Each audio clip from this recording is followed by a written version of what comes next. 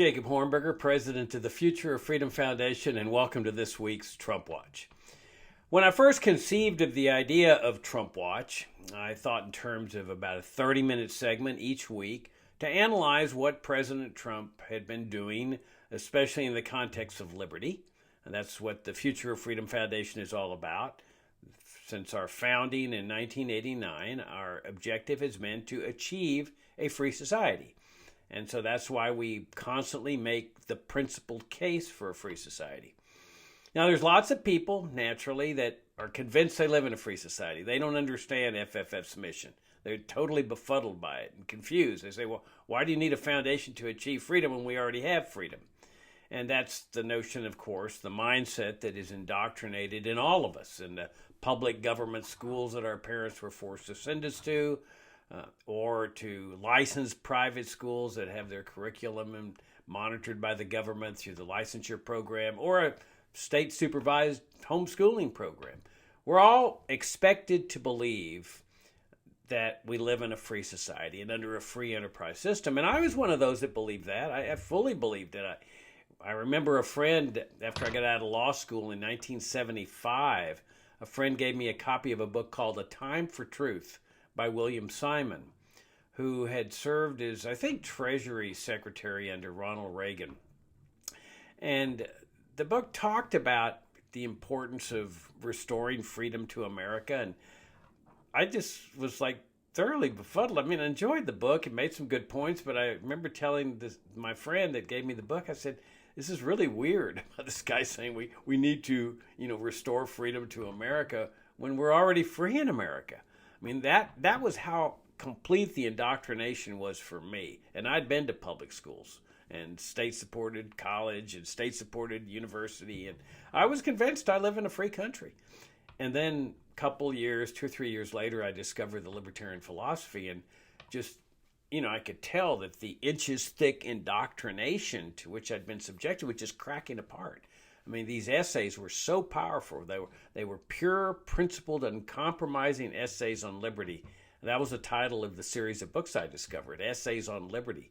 And they were uncompromising libertarian essays, which is the real inspiration for me with the Future of Freedom Foundation. People often ask, why are y'all so uncompromising? Why are you so principled? Well, because this is to me, the only way, or at least the best way, to crack through the indoctrination that encases the minds of the American people. So once that happened, I realized, my gosh, we don't live in a free society. This has all been a lie, an absolute lie that I'd been indoctrinated with for about 28 years or so. And so I ultimately left the practice of law and ultimately went to the Foundation for Economic Education, where I was program director for a couple of years, and then I founded FFF. So that's our objective here. And so what we're going to be doing in this segment is we're going to be talking about the importance of liberty and how we're threatened with the Trump administration with the complete abolition of freedom. Now, we can talk in terms of being partially free, mostly free, or partially enslaved or whatever. I mean, obviously, we still have freedom of speech, okay? We're able to criticize the government so far. Okay, so far we're able to criticize the Trump administration and not be put in jail or not be sent to El Salvador or not to be sent to Guantanamo. So in that sense, we've got an ambit of freedom. We're free to own guns. Now, there are restrictions. And so that's why we sometimes talk in terms of, well, we're partially free. But what I'm going to be talking to you about today is essentially the complete abolition of freedom under the Trump administration, or that possibility. And why is this important? Well, it's important that people be aware of these things, because when people lose their liberty in history, a lot of times they're cheering the loss of their liberty. They're trading the loss of their liberty to be kept safe, to be kept secure from all the crises and chaos and boogeymen that the government is engendering, the king or the sovereign.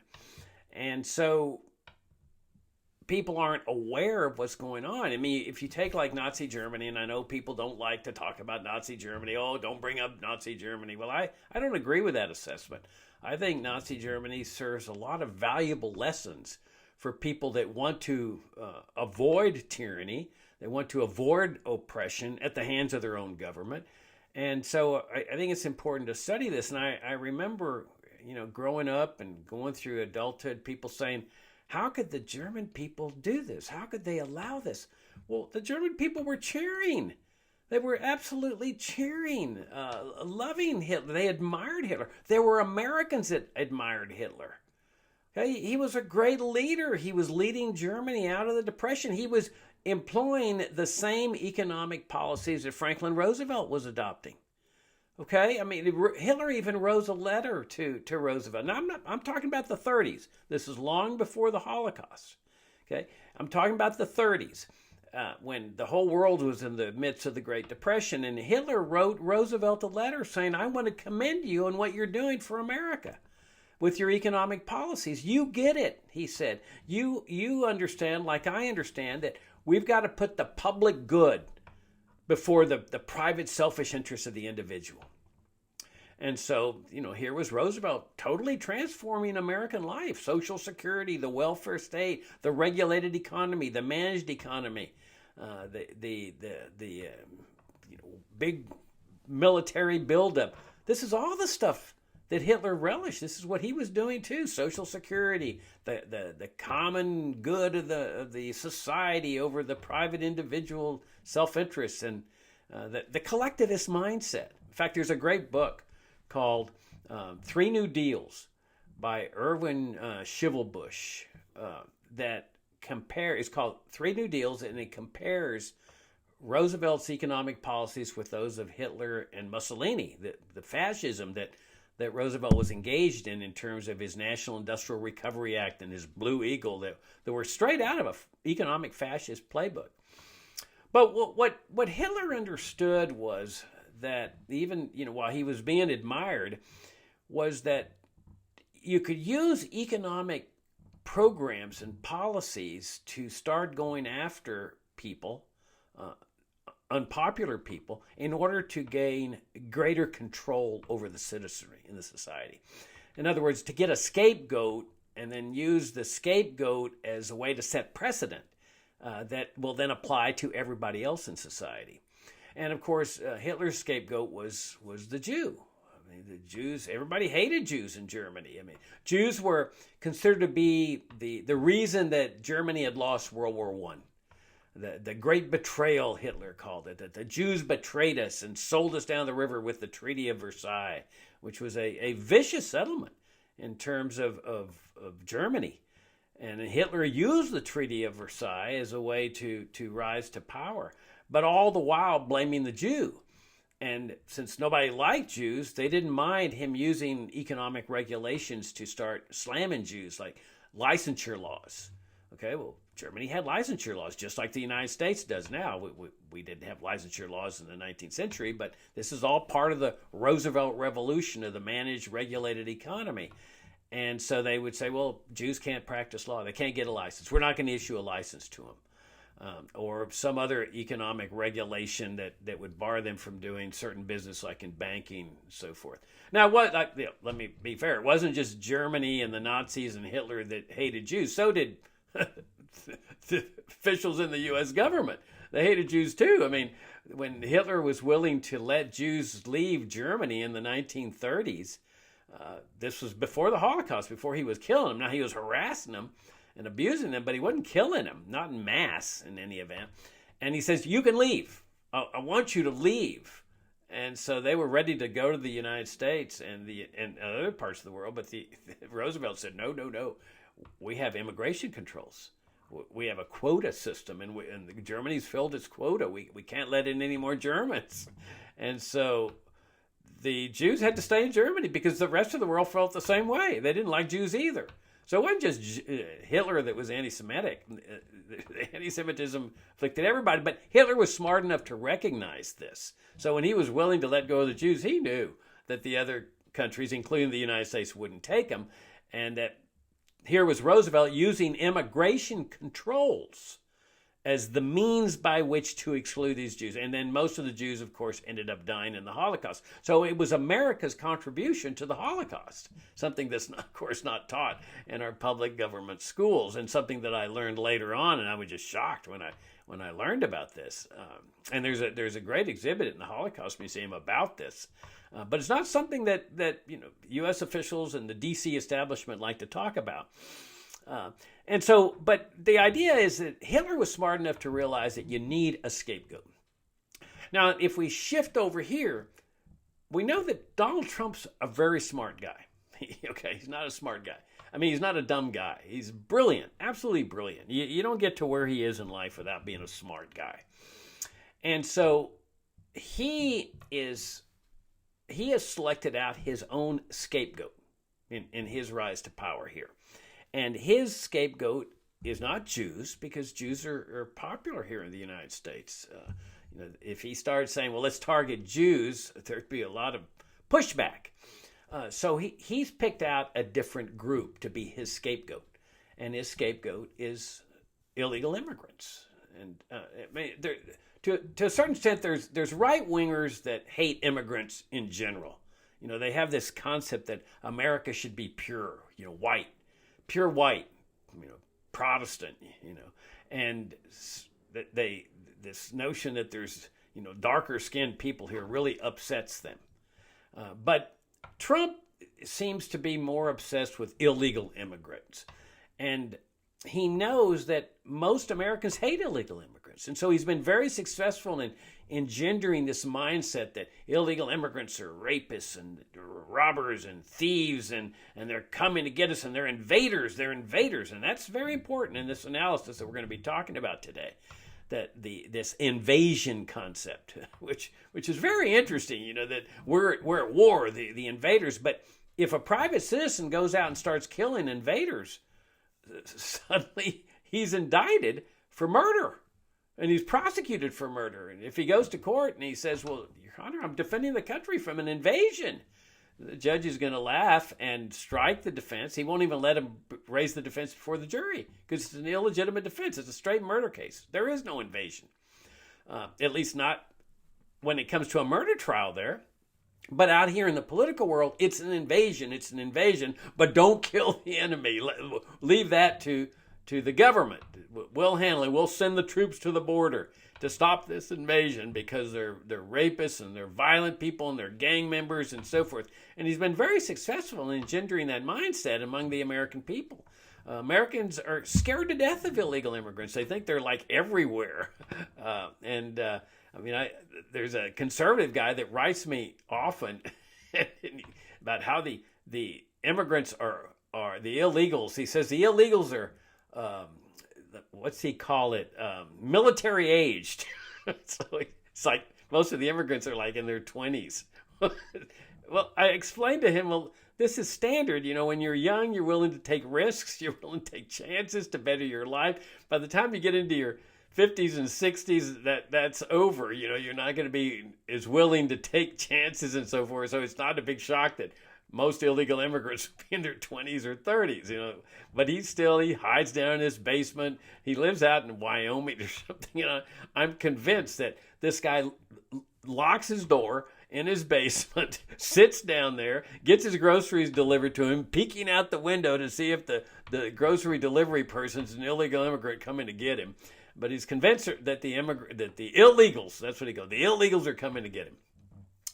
And so that's the scapegoat in American life today. There's no question about it. And nobody likes illegal immigrants. Well, except me. I love illegal immigrants.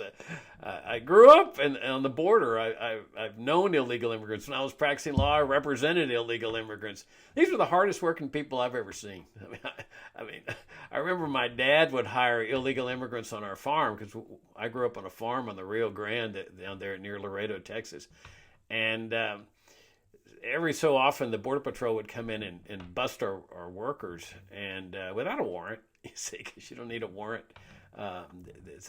to look for illegal immigrants. You don't need a search warrant. This is the police state down there. And so my dad would go to the welfare office to see if he could hire somebody to pick up the slack, and it was horrible. And I'd say, Dad, what's wrong with the welfare workers? The people on welfare, unemployment. And he says they're lazy. They don't want to work. They just want to sit there and collect their unemployment. He says the illegals, man, they'll work hard. And they did. I mean, they lived on the farm with us, the hardest working people. So I love these people. Okay. And I'm sure that there are others in America that love illegal immigrants. But the general mood is people hate illegal immigrants. So they make the perfect scapegoat, the absolute perfect scapegoat.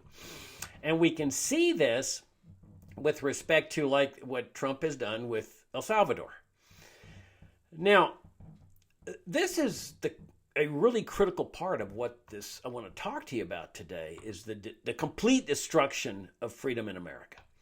And that's dealing with a concept called due process of law.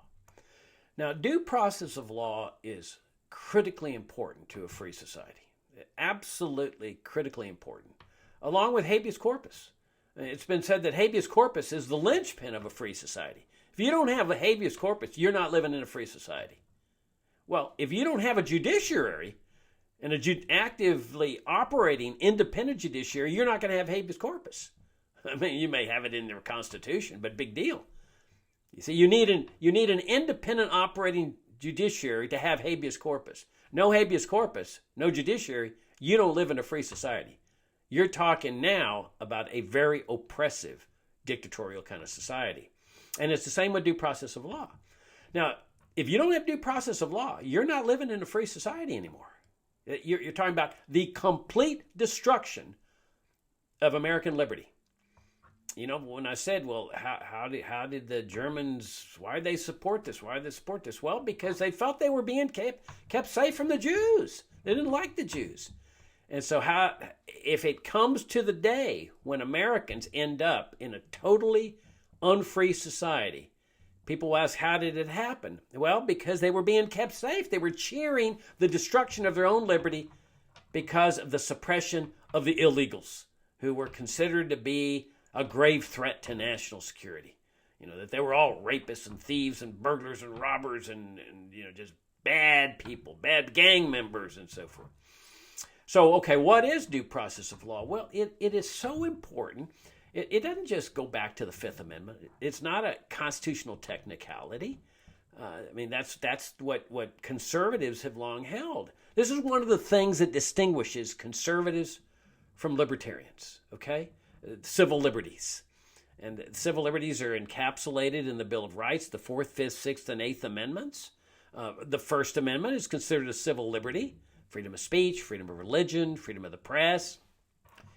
Conservatives have hated these things, especially the procedural aspects, the 4th, 5th, 6th, and 8th Amendments. You can go back to the 1960s. Remember when the Warren Court was coming out with, right to counsel for poor people? That they had a right to an attorney. You accuse a poor person, you had to appoint an attorney to represent him. And boy, conservatives went crazy with this. Why do they need an attorney? They're guilty. If they've been indicted, they've been guilty, and these are just constitutional technicalities. Let guilty people go free, or the presumption of innocence, or the Miranda warnings, and all these were considered technicalities by conservatives. As far as conservatives were concerned, you should just do away with the whole Bill of Rights. They were just bad news, okay? And so that's one of the distinguishing characteristics between conservatives and libertarians. We place a very high value on civil liberties. In fact, you can go back to the very first year of FFF, our monthly journal, which is called Future of Freedom. Back then it was called Freedom Daily. And I forget which issue it was, but we devoted the entire issue to the importance of civil liberties.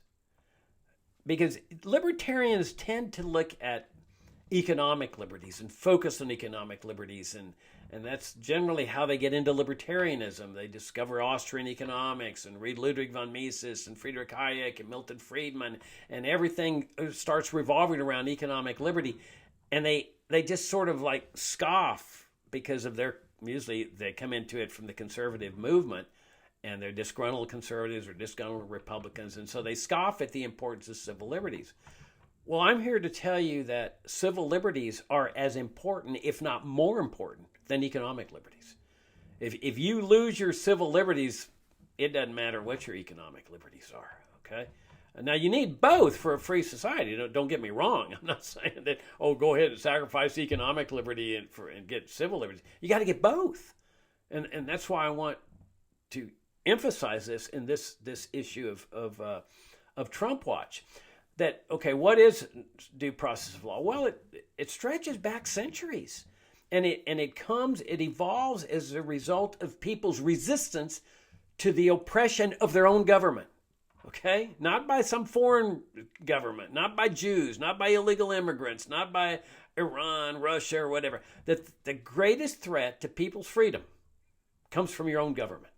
Okay? That's a remarkable, shocking statement for many Americans. They see the government, the Pentagon, the CIA, the NSA, the DEA, the ICE, Immigration Customs Enforcement, as their best friend, as their ally. They don't see them as threats to liberty. But throughout history, due process of law comes into existence because people do recognize that their government, their own king, is the greatest threat to their liberty, the great destroyer of their own liberty, not some foreign entity. So it stretches, the due process of law stretches all the way back to the 13th century in Magna Carta. Okay, this is when the barons of England, at the point of a sword, extracted an admission from their king, who had controlled them completely throughout the eons. They said, we want you to acknowledge that your powers over us are limited. They're not omnipotent. You can't do whatever you want against us. And then they said, you will not come against us or against our property in violation of the law of the land. And that term, law of the land, evolved into the term due process of law over the centuries. As more and more resistance, the people had the courage to resist the tyranny of their own government, the British government. Okay, not the Russian government, not the Chinese government, their own government, their own king. And so this evolves into due process of law that the British colonists, who now are seceding from the British Empire, incorporate into the Fifth Amendment that says our government, don't forget, the Bill of Rights is not a restriction on Russia, China, Iran, or all these other Venezuela, these boogeymen out there, terrorists or Muslims or whatever. It is a restriction against the federal government because they understood that their own government would be threatening to take away due process of law, take away their lives and liberty in violation of the law of the land, due process of law. Now, over the centuries, due process came to mean hearing, notice and hearing. That before the government could do bad things to you, they had to give you notice of what they were charging you with and give you a chance to be heard. Okay, now in the case of a criminal prosecution, that means an indictment that sets forth, this is what we're charging you with, and then a trial. And in our case, the Constitution guarantees trial by jury. That there's nothing the government can do to stop this. It's guaranteed that you don't have to have a judge try you or a military tribunal. You can have a jury of regular citizens. That's the way you can tell the mindset of our ancestors is very interesting. They didn't trust the government. And so they said, well, if you're going to accuse somebody of a crime, you got to guarantee them a trial. And with their lawyer, they don't have to defend themselves. Lawyers, that's what lawyers are for, to present your case before a jury. So this is what due process of law. Now, in terms of immigration, since once we start out with an open border system, which I'm sure you all know I favor. It's the only solution to this thing that's been going on for decades and decades. All my life, I've seen immigration crisis, and people keep saying, "Oh, we're gonna slam down, we're gonna crack down, we're gonna win this thing," and of course, at the cost of liberty, though, as we will continue to see in this particular segment here. But the idea was that in immigration, once we got a system of immigration controls, and you end up getting a police state, that you have to have some vehicle to provide due process of law to immigrants before you deport them, do something bad to them. Give them a chance to be heard. Maybe they're here seeking asylum because they're going to get killed by their own government. If you deport them to their government, you're consigning them to death. Maybe they're going to starve to death there. Maybe there's some other good reason. Let them be heard. Okay, that's the due process according to immigrants. So what Donald Trump does is he takes a group of Venezuelan immigrants and he sends them to El Salvador. Now, he's become buddies with this guy in El Salvador who, coincidentally, has canceled all civil liberties in the country. Okay, there are no civil liberties there. It's a totalitarian dictator's dream, because what he did was he declared a national emergency, just like Trump's been doing. You know, how many national emergencies has Trump been declaring? Now, why do they declare national emergencies? Well, because emergencies give them the excuse to exercise emergency powers, extraordinary powers, dictatorial-like powers. Except for one thing, notice in the Bill of Rights that there is no exception, or in the Constitution, there is no emergency exception. All those restrictions there. They don't say except in cases of emergency, because the framers, our ancestors, understood that emergencies are the time-honored way by which rulers have destroyed freedom. They use the emergency as a way to exercise dictatorial powers. If we go back to Hitler, for example, the Reichstag got firebombed by terrorists. Okay, so you got terrorism in Germany. The terrorists. We need a war on terrorism. So Hitler, and even worse, the terrorists were communists, or alleged communists. And so now it's been alleged by some people that Hitler manufactured this crisis, but it doesn't really make any difference. Government officials everywhere manufacture crises to create the emergency conditions. If we look at, for example, in Chile under Pinochet, which is very instructive to what we're talking about today, when Salvador Allende, a socialist, some would say a communist, was democratically elected in a very fair election, President Nixon told the CIA, make the economy scream there, because they wanted to set up a coup to establish the conditions of a military coup that would put a military general in charge that would not have to worry about civil liberties or anything. But to create those conditions, the CIA was assigned the task of creating economic chaos so that there would be an emergency and that people would say, we need a savior, we need a man on the white horse. So Trump takes these immigrants and sends them to this area where civil liberties have been canceled, the national emergency's been declared, people are being herded by the thousands into very brutal conditions in the penitentiaries there. They're being tortured. It's eerie. If you saw the film, the video of these Venezuelan immigrants being taken to this penitentiary, it's eerie. It's at night. They're not taken on trains like the Jews were to the concentration camps in Nazi Germany, but they're put on buses in the dead of night.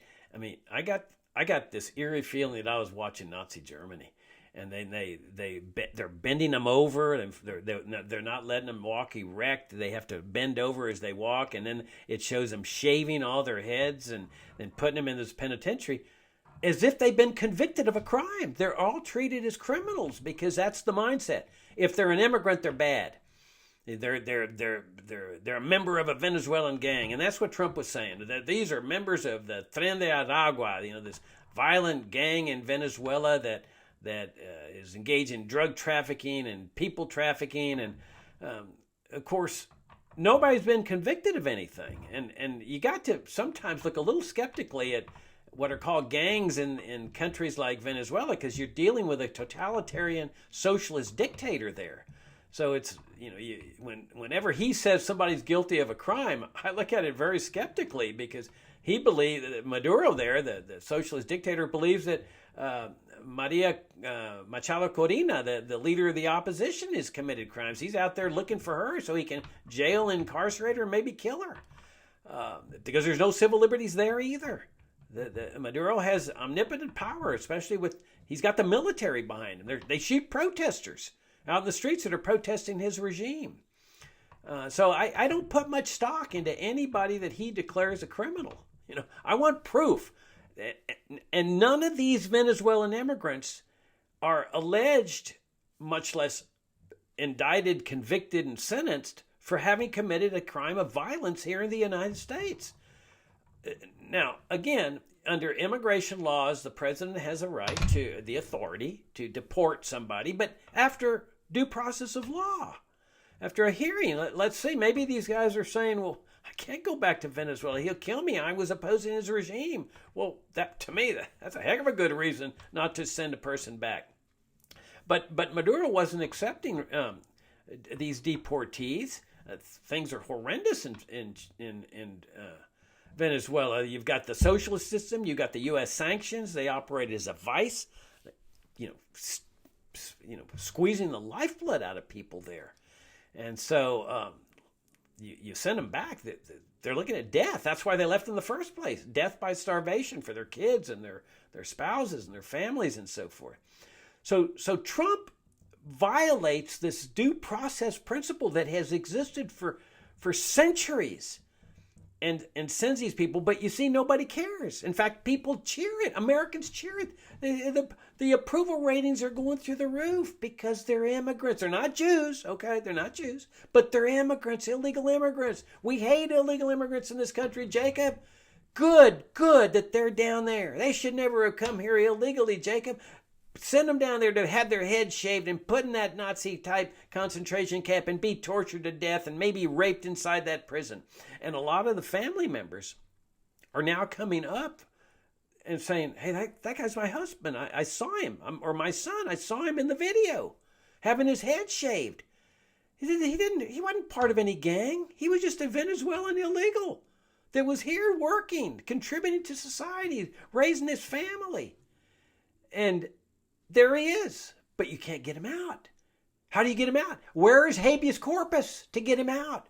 You see, habeas corpus is a very special proceeding. That's also one of the things that developed in England in resistance to the tyranny of the king is the concept of habeas corpus. How do you get these people, innocent people, out of this El Salvadorian jail? You got a brute there as president that mocked and ridiculed the federal judge that I'll talk about in a second, with a tweet that said, oopsie, too late. He was referring to the judge's order to stop this thing because the judge understood what was going on here. His name is James Boasberg. He's a federal judge out of D.C. Okay, now under our system of government, now you may hate our system of government. Conservatives do hate our system of government. They hate the idea that that the federal government's divided into three branches: the legislative, the executive, and the judicial branch. If it were up to conservatives, there would be only one branch, the executive branch. The president would be able to do whatever he wanted at any time with no constraints. And he would decide what's constitutional or not. And you can see this in their writings right now because they're condemning Boasberg as Trump has. Trump called him. Okay, well, let me put things in context. What happened here? So a group of Venezuelan immigrants filed a lawsuit with the federal courts, which they have a right to do, seeking a restraining order. Now, a restraining order lasts 10 days.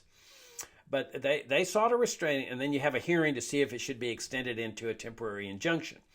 But they asked Judge Boasberg to issue an injunction or a temporary restraining order prohibiting Trump from doing this, violating due process of law, this centuries-old doctrine, and prohibiting him from taking these immigrants to El Salvador because they'd gotten wind of what he was doing. And then Trump starts doing it, and so they issues an order to this effect. So everything's confirmed that Trump's going to move in this direction. So the judge has a hearing. I believe it was ex parte. That's the way temporary restraining orders usually work. It's just one side is there, the other side is not there. At the hearing on the temporary injunction, both sides are represented. But the judge issues an oral order that says, no, I'm ordering you to stop doing this. And if the planes are up in the air, I order those planes to be brought back home.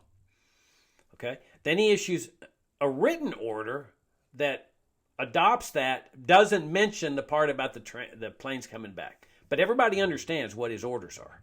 that these immigrants are not to be taken to El Salvador, because once they're delivered to El Salvador, the United States loses control over them. They're now in the controls of this little tin pot despot there in El Salvador, the guy that said, oopsie, too late. Well, the planes continue to go to El Salvador despite the judge's order. They violated the judge's order. And so the judge, and so this is what causes the little tin pot despot there in El Salvador, who's Trump's best friend now. You recall that he's not the first despot that Trump has become best friends with. Remember, Trump fell in love by his own admission. Those were his words. He fell in love with the guy in North Korea, the leader of North Korea, that he deeply got involved with and cavorted with and so forth. So it's not the first time, but Trump has made friends with this guy in El Salvador. And so this guy goes, oopsie, too late, and he shows up the copy of the judge's order or some other document there to make fun, to mock and ridicule Boasberg's order. Says, too late, you can't do anything. I'm now in control of these people.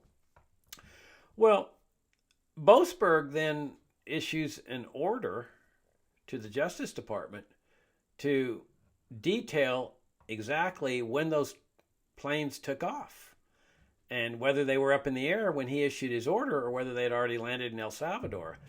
And the Justice Department won't answer. And they're being real smart-ass with him. I mean, I tell you, if any private lawyer had talked to the federal judge like these guys did, he'd be held in contempt right away. But the Justice Department lawyers think they're hot stuff. They're like different. They're better than private lawyers because they're government lawyers. And so they smart off to the judge, and they're playing dances with him. They won't answer his questions. And Boasberg, so there's two issues before Boasberg's court. Is that one, should the Trump administration be prohibited from continuing to do this? And so far, the Trump administration is complying with that order, the temporary restraining order. And the second question is, did they violate his order? Because if they intentionally violated his order, then we're looking at contempt charges. Now, so far, Trump went on the attack against this judge immediately. It says he should be impeached, and then the Trumpsters in Congress took up the banner and said, let's have articles of impeachment against this guy. And Trump called him a lunatic and a crazy, and just went on the attack against this federal judge. Called him, kind of like a rogue federal judge. And this caused the Chief Justice of the United States, John Roberts, to issue a remarkable order. It's not unprecedented, but it is shocking. Roberts makes an announcement that rebukes Trump. The President of the United States chastises him, lectures him, saying that, let me remind you that if you disagree with a ruling, there's a system in place set forth by the Constitution. And it's a system that's lasted for 2 centuries, Roberts points out. You appeal if you don't like that ruling. You don't call for an impeachment and removal of a judge. That's what they do in Latin America. If they don't like a judge ruling, they just remove him, or in some communist country or whatever. And so there you have the Chief Justice of the United States chastising Trump. Now, Trump didn't respond directly, like by counterattacking Roberts, but he went in an attack against the judge again. And what Trump is trying to do is cow the judiciary.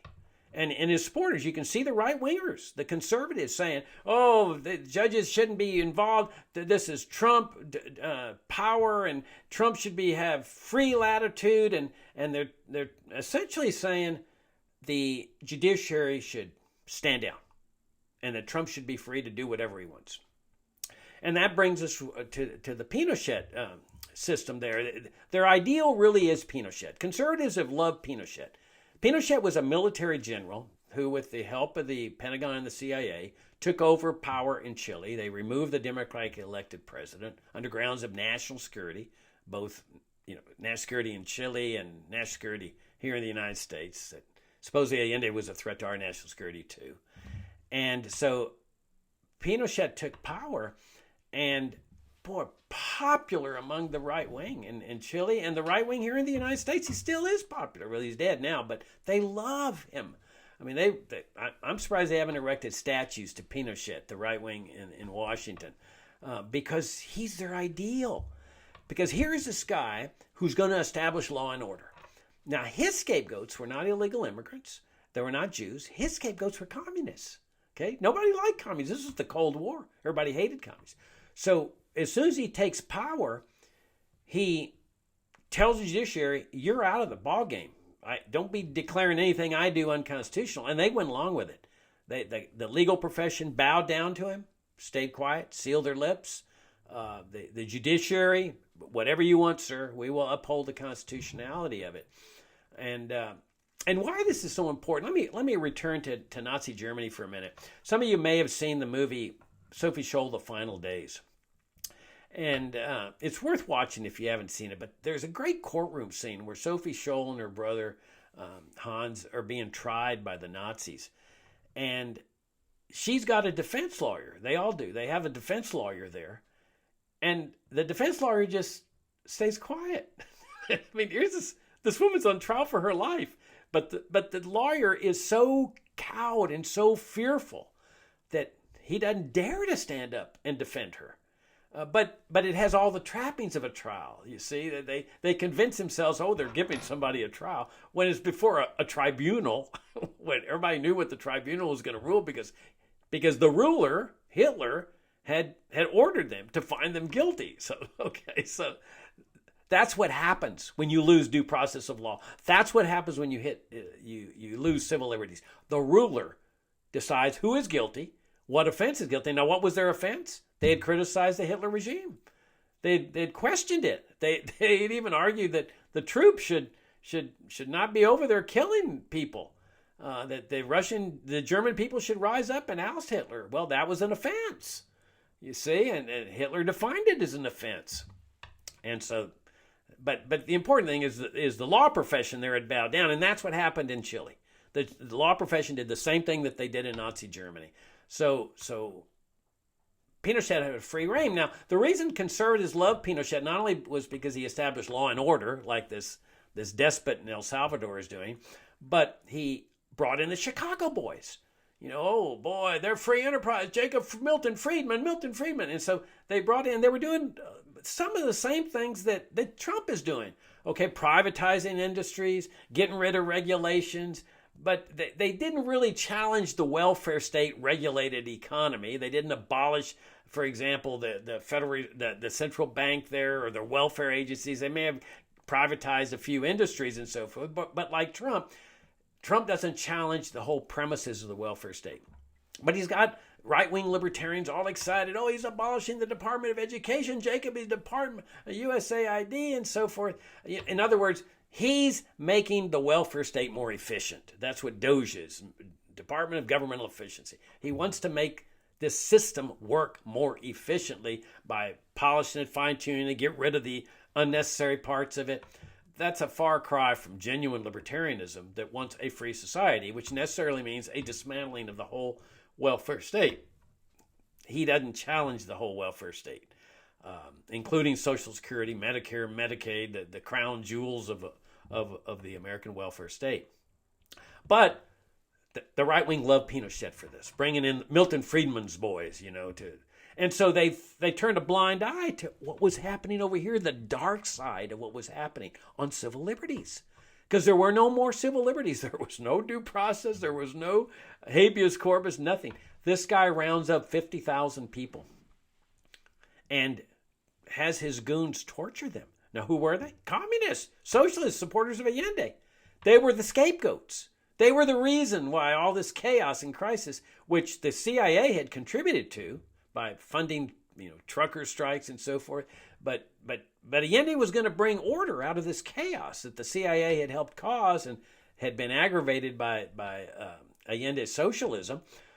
That was why Nixon said, "Make the economy scream, CIA," in order to have people celebrate what Pinochet was doing with these roundups and raping women. I mean, they had license to rape any women they wanted to if they took into custody. And they would just go knock on the door, take the person away, never be seen again, or some of them would never be seen again.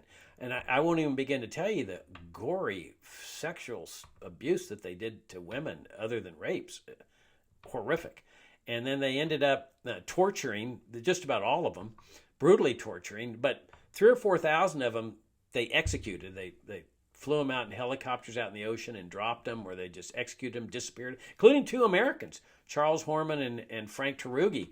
In fact, you can see that story in the movie Missing with Jack Lemmon and Sissy Spacek. Great movie, true story.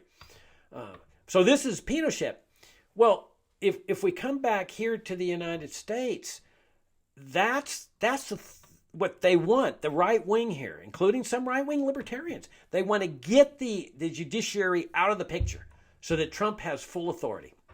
Now you can say, oh, well, Jacob, no big deal. It's just illegal immigrants. What do we care about that? Because that's the precedent. That once they establish no due process of law, the next step is that we're at war. Okay, because remember, this is what Trump's saying, that we're at war. He's telling this federal judge Boasberg, we're being invaded by this gang, Venezuelan gang. We're at war with Venezuela. We're at war with the immigrants, the invaders. He's now at war. Now remember what happens in war. Look what Lincoln did during the Civil War. No habeas corpus. He suspends it. Jailing of critics, jailing of newspaper articles. Look off newspaper editors. Look at Woodrow Wilson, World War I, jailing people for questioning the draft and questioning the war. That in war, everything is gone with respect to liberty. And this is why Trump is creating this, why there's this danger that of Trump creating this aura of we're at war, national emergencies, and so forth. And now look what he's done. He's told Boasberg that he's labeled that gang in Venezuela as a terrorist organization. Now, why is he doing that? Because he's a clever guy. That he understands that after 9/11, oh, terrorism, war on terrorism. I mean, I remember those were dark days for libertarians, for some of us libertarians, very small minority. Most libertarians, or I should say many libertarian foundations, think tanks, conservatives, they all jumped on the war on terrorism bandwagon. Oh, Jacob, this is an act of war. This is an act of war than 9/11. Well, it was never an act of war. Terrorism is not an act of war. It's a criminal offense. They prosecute people in federal court for terrorism.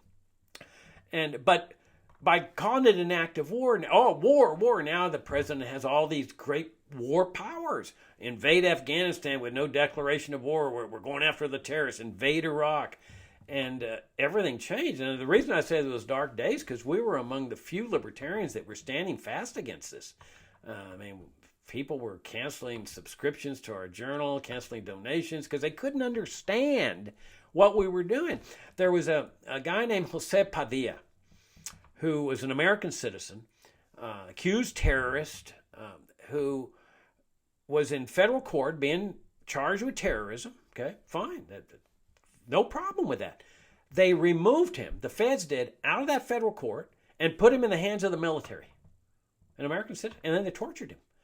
And so we're here opposing this, and people are saying, oh, Jacob, FFF loves terrorists, FFF loves terrorists. Well, that's why they choose unpopular people to set the precedent, because nobody comes to the defense of an accused terrorist like Jose Padilla except us and other people that are concerned about civil liberties.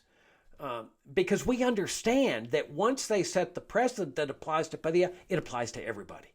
And that's what happened. The federal courts upheld what they did. And so now we live under a regime where the military can take custody of any of us because of the Padilla case. Or when they assassinated Anwar al-Awlaki. He's an American citizen. They just assassinated him as a war on terrorism. He's a terrorist. Extraordinary powers, national emergency. So they can do that to everybody, and we oppose that too. And people say, why are you defending a terrorist? Why are you defending a terrorist? Because they don't understand. This is how people lose their liberty. This is how they lost their liberty in Germany. When they're celebrating going after the Jews, they don't understand that you lose your liberty across. You have to stand for the unpopular people. You have to stand for the Jews. You have to stand for these illegal immigrants on principle. You got to stand for the accused terrorists like Padilla or Anwar al-Awlaki, because first they come for them. And if they succeed in getting them, then they come for you, or they come for your friends or your neighbors. And that's why you stand for the unpopular people in society. Free speech. Notice that Trump, again, is using immigration laws to go after free speech. He's over there attacking this guy at Columbia University, saying, oh, he's anti-Semitic. He doesn't have the right to stand for the Gaza people. He doesn't have a right to stand with Hamas. He doesn't have a right to speak out in favor of Hamas. He doesn't have a right to speak out against Israel. He's an immigrant. Well, freedom of speech adheres to everybody, not just Americans. That's what Jefferson talked about in the Declaration of Independence. So if they succeed in that principle of saying, this man doesn't have this natural God-given right of freedom of speech, nobody does then. He's a human being. It doesn't have anything to do whether he's an immigrant or not. Jefferson said everybody has these fundamental inherent rights. But you use the unpopular. You know, the standing with the Gazans is unpopular. Okay? And standing with Israel is popular. So you go after the unpopular person that sets the precedent. Right now, Trump is going after these big law firms in D.C. I mean, one just capitulated. It's just shameful, shameful. He went after this law firm saying, oh, I'm going to strip your security clearances. Your lawyers are not going to be able to go into federal buildings, which is really strange to me. I'm not really sure I read that correctly. How do you stop somebody from going into a federal building? But that's what the press is reporting. Just bizarre. But this firm should have just fought it. But they capitulated because they figured that they were going to lose money. They were going to lose clients. And so the guy, the head of the firm, walks into the Oval Office and cuts a deal with Trump and says, okay, I'll do what you want. I'll get rid of the diversity stuff in our firm, and our firm will do $40 million. $40 million of free work, legal work, for some of Trump's causes. And just like in Chile, where the law business, the lawyers just folded. And now there's undoubtedly law firms all across the country whose business depends on the federal government or something revolving around the federal government that I'm sure are sitting there saying, oh my gosh, we might need to fold too to keep our revenue coming in. This is how you lose liberty. Without an independent bar, lawyers, courageous, fierce lawyers that are willing to oppose the government, you have no freedom. Remember that trial of Sophie Scholl. That's what happens. You've got lawyers. They're defending people, but they're doing nothing to really defend them. And the lawyer didn't do anything to defend Sophie Scholl. He was too scared. And that's what happened in Chile. In fact, the Bar Association in Chile ended up apologizing to the people of Chile many, many years later after Pinochet was gone, saying, we abrogated our responsibility to you. We cowered, and we want to apologize, and it was an apology that was well deserved, and hopefully that won't happen here. But my point here is that if we're going to achieve a free society, it's not just the economic liberties that counts. The civil liberties is as important, if not more important. And you got to stand for the unpopular. You got to defend the unpopular speech. No matter how unpopular that speech is, you got to defend it. Because if they can trounce the unpopular speech, it's just the next step then to trounce the popular speech. But what happens is this, and I've said this for umpteen years, that police state along the border, and it is a police state. You got warrantless searches, as I indicated earlier, highway checkpoints, boarding of Greyhound buses, criminalization of caring for or harboring or hiring illegal immigrants. You got a Berlin Wall down there. You got the DEA down there, FBI, ICE, the military now down there. But I've said for umpteen years, if you think that police state's going to stay on the borderlands, you're living in la-la land. It's going to expand nationally. It's going to seep into the entire country. You can't have a partial police state. It's going to expand, and now we're seeing that expansion right now. And if that expansion is now one of the greatest threats to the freedom of this country, in the history of this country, you cannot, now I've seen people say, oh, well, Jay Boasberg sentenced the January 6th defendants to umpteen years or whatever. Nobody's saying that any of these federal judges is a saint or that their rulings have not been incorrect. What we're talking about is a system that if you use a bad ruling of some judge that you disagree with, and I certainly disagreed with those rulings too. To me, the January 6th things was a protest that got out of control. It wasn't an insurrection. But if you use that as the excuse to dismantle or give Trump the power to ignore and violate federal court orders, you are surrendering your own freedom. You are celebrating the destruction of your own freedom, because freedom necessarily depends on the continued existence of that judicial branch of government and the independence of that judicial branch of government as the ultimate arbiter of what is constitutional or not, including the issuance of orders of contempt or any other order, temporary restraining orders or injunctions. And if people don't like them, appeal them all the way to the Supreme Court. But without that, we lose habeas corpus, we lose due process of law, we lose freedom and essentially the realistic prospects of achieving a free society, at least in the short term. That's this issue of Trump Watch. Sorry I went twice over the amount of time, but it's important enough to make people aware of what the stakes are here in this battle for freedom.